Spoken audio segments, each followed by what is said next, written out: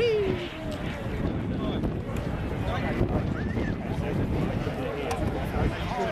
didn't see it happen, I just saw it come back.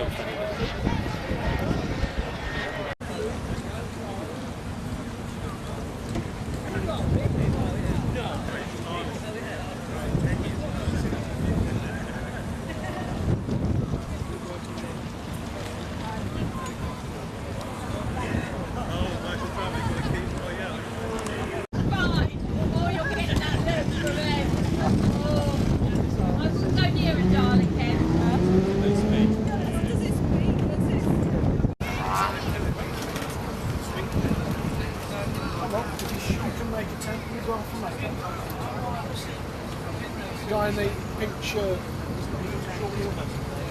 Oh, I can make one of them easy. Just a box. So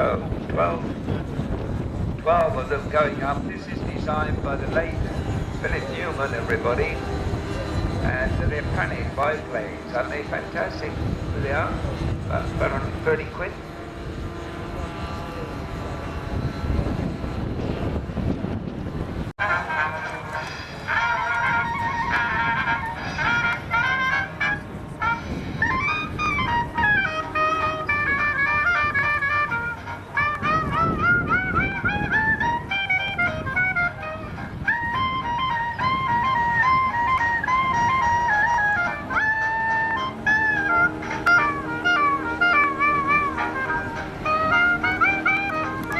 Way back, yeah, well done. Flying out here on behalf of this wonderful team of panic flyers are Alan Stead, he's calling, Ali Newman out there, Steve Brett, Dave Warren, Andy Seeger, Callum, Wayne, Hine, We're just at midday, people. 2 hours we've had this day already.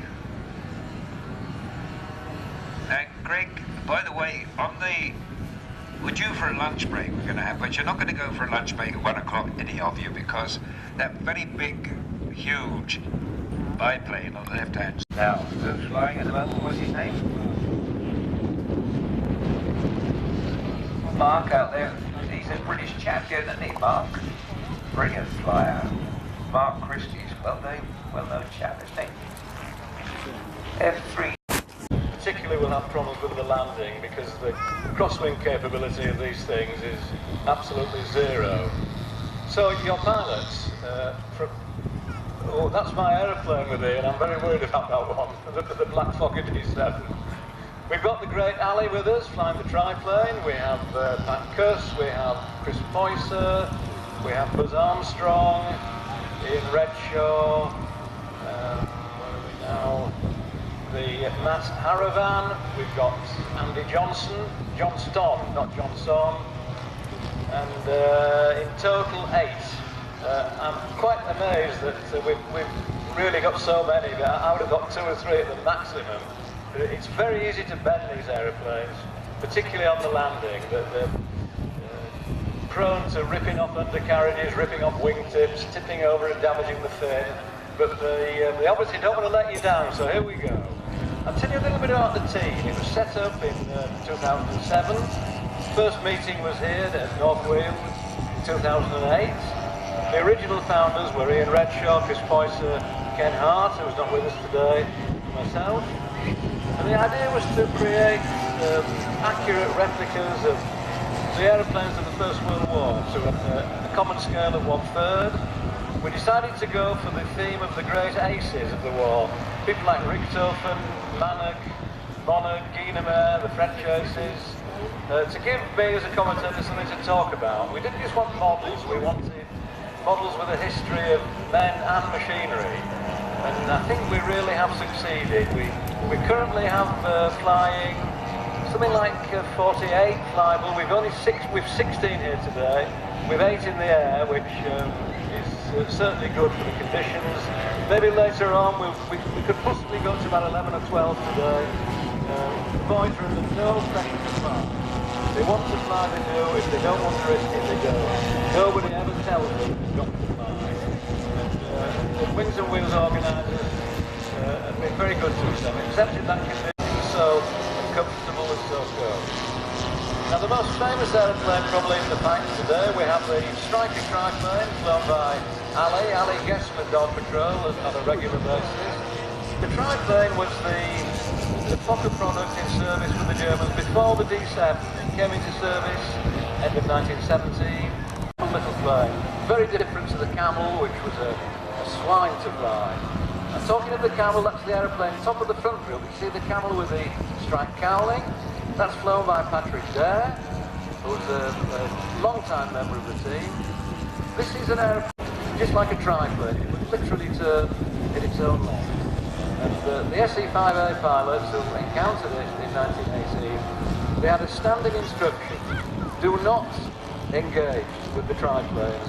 The Germans apparently short moment arm, safely down. They're doing really well, these boys there, don't you agree? No turnovers. I'm getting used to sitting next to DB. We shared a commentary at Western Park, even worse than this really, wasn't it, last week? And coming in now, the Avro 504K. Like I say, Puts the sunshades on. And it's a lovely show, isn't it? Always has been, this one. Very, very friendly. And you're more than welcome. Meanwhile, what's the story? Are we waiting for Dave to say what to do? Has he got a radio link with you in the middle? It's going down a bit further with it, okay. And down with the D7, Carl Deglow's machine. Prancing stag on the side of the fuselage was a wrought iron decoration on the gates of a hospital where he was convalescing. He was shot down, and he really liked this. So when he got back to the squadron, he said to they had an artist on the squadron. He said, paint me this prancing stag on my aeroplane, and he did. Coming in now, we have the Suffolk Camel. Wait till the final one, ladies and gentlemen, then do show your appreciation. Oh! Ladies and gentlemen, the Dog Patrol. Away, ladies and gentlemen. This is what we've been waiting for as well on this show. You're watching History This Day as Greg Hayfield, son of a very famous father and mother. Can't forget your fam. And this is History This Day, everybody. The biggest aeroplane of the show flying today. 19 feet wingspan. It's a Hirty engine in it. H-I-T-R-Y. H-I-R-T-Y rather. 19-foot wingspan. Pitts aircraft. And America, of course. Marvellous. Thanks, James. And the nicest guys in the business, James Gordon out there, everybody. And there's a Whistling Wasp and another helicopter. Where's Mark gone to then? Up on the right hand side.